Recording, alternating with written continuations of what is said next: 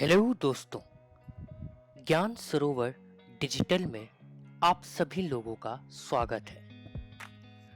दोस्तों, आज का हमारा टॉपिक है the laws of human nature and behaviour, यानी मानव स्वभाव और उनके व्यवहार के बारे में कुछ महत्वपूर्ण बातें करने वाले हैं, जिससे कि आप सुनकर हैरान में जरूर पड़ सकते हैं। मानव स्वभाव और उनके व्यवहार के कुछ महत्वपूर्ण तथ्य जिनसे होकर हम गुजरते हैं, इसका प्रभाव हमारे जीवन में देखने को मिलता है। दोस्तों, अमेरिकन ऑथर रॉबर्ट ग्रीन ने the laws of human nature and behaviours के बारे में बहुत शानदार बातें कह रहे हैं। आइए जानते हैं विस्तार से मानव स्वभाव और उसके व्यवहार के बारे में।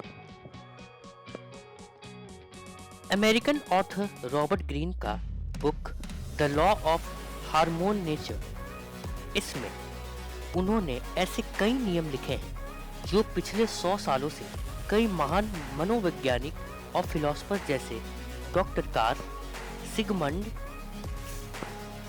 ऑथर सिक्योफर प्रेरित है। रॉबर्ट ग्रीन के हिसाब से हम साइकोलॉजी और अन्य सारी फैक्ट को भूल चुके हैं।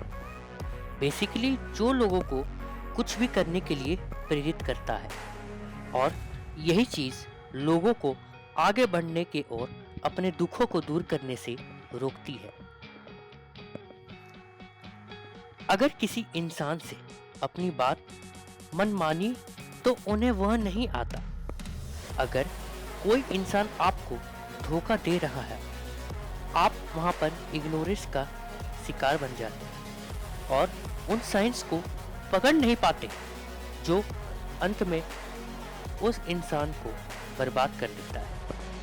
दोस्तों, और तभी मेरे ब्लॉग की ये एपिसोड आप ही साइकोलॉजी और हार्मोन बिहेवियर के बारे में बहुत चीज सिखाने को मिलेगी।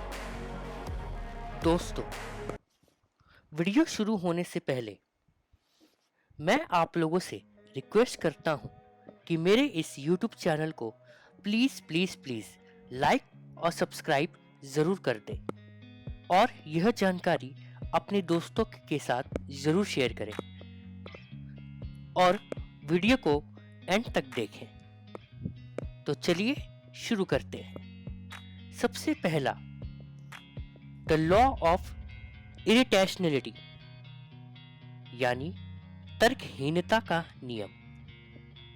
एक इंसान होने के नाते हमें ऐसा लगता है कि हमारा थॉट प्रोसेस बहुत रैशनल है और हम अपनी लाइफ को पूरी तरह कंट्रोल कर पा रहे हैं, लेकिन वास्तविकता इसके बिल्कुल विपरीत होती है।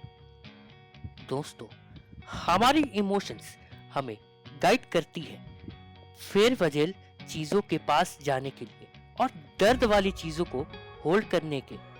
शायद इसी वजह से हम दुनिया को वैसे देखते हैं जैसे हम यकीन कर रहे होते हैं, बजाय इसके जैसे वो असल में है। दोस्तों, इसलिए ज्यादा रैशनल बनने के लिए इरैशनल साइड को बाहर आते हुए पकड़ो।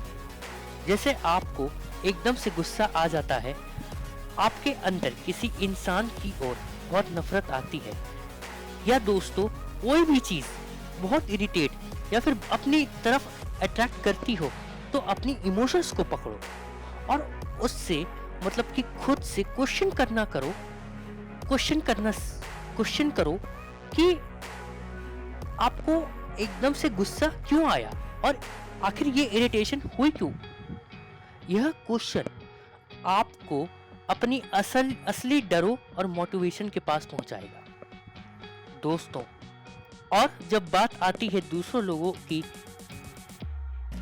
इरैशनलिटी की, तो उन्हें चेंज करने मत सोचो, क्योंकि इससे बस आपके रिश्ते ही खराब होंगे। अब दूसरे point, the law of narcissism, यानी संकीर्णता अहंकार का कानून या नियम, या सीधा समझा जाए हम अहंकारों अहंकार लोगों के बारे में जानेंगे। रॉबर्ट ग्रीन के हिसाब से सेल्फ लव का स्पेक्ट्रम या फिर स्केल होता है, जिसमें अगर आपके अंदर बहुत कम सेल्फ लव होता हो तो आप हर समय खुद को ही डाउट और खुद की ही कमियां निकाल कर अपने आप को आगे बढ़ने से रोकते हैं दोस्तों। और अगर आप में सेल्फ लव हद से ज़्यादा है तो उस केस में भी वह टॉक्सिक बन जाता है और आप खुद की वैल्यू मिलने वाली अटेंशन को मेजर करने लगते हैं। इस पॉइंट पर भी हम हर चीज़ को बहुत पर्सनल लेने लगते हैं और दूसरों को हम कंट्रोल या डोमिनेट करने की कोशिश करते हैं दोस्तों। बचपन में हम लव फील करने के लिए दूसरों पर डिपेंड होते हैं और अटेंशन ऐसा महसूस कराती है कि मानो सब कुछ मिल गया है, जो अहंकार को मैटर करता है। लेकिन यही बड़े होने पर सेम थिंकिंग हमें टॉक्सिक और इमेच्योर बनाती है। इसलिए रॉबर्ट सलाह देते हैं कि अपने नैर्सिसम यानी अहंकार को अपने सेल्फ लव सेशन को अंत तक बदलने की कोशिश करनी चाहिए और यह हर संभव होगा खुद से फोकस हटाकर दूसरों से पूछना कि वह कैसा महसूस कर रहे हैं और वो क्या उनकी जरूरत है। तीसरा, the law of role play.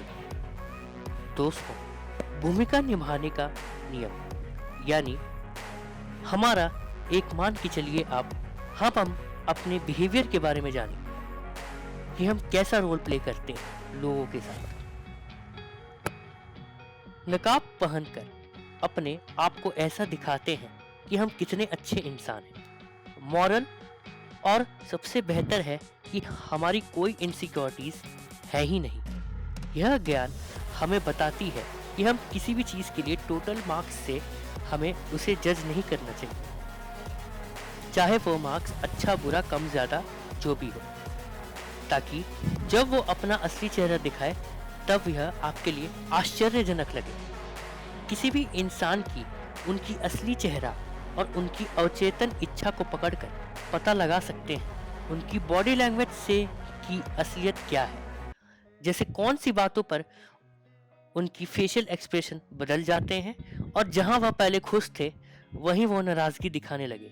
इस तरह के अपने फैसले लेने या थोपने से बच सकते हैं, या आप किसी भी बात या काम से सहमत है या नहीं पता लगा सकते हैं।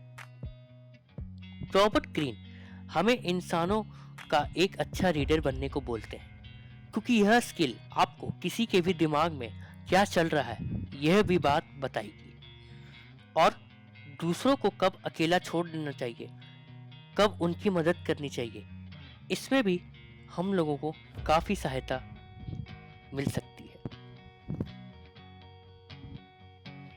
तीसरा, the law of self sabotage यानी आत्म तोड़फोड़ का कानून। यदि आसान भाषा में माना जाए तो हम अपने एक एटीट्यूड के बारे में बात करते हैं कि हम किस एटीट्यूड में रहते हैं और उससे क्या प्रभाव पड़ता है।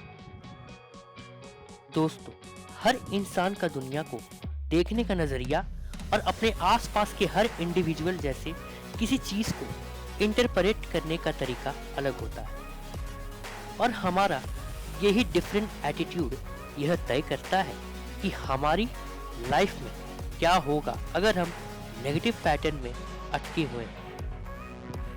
अगर मुश्किल हालात में बहुत डर जाते हो और हर चीज को एक ही नेगेटिव पॉइंट से देखते हैं, तब हम और हमारे करियर और लाइफ में उन्हीं रियलिटी बना देते हैं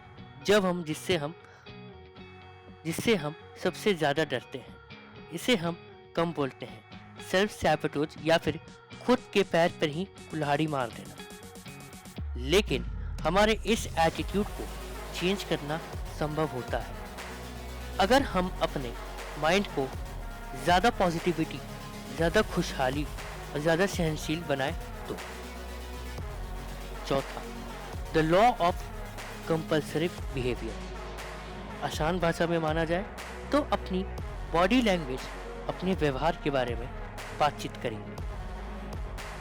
कोई चीज सिर्फ एक बार नहीं करते।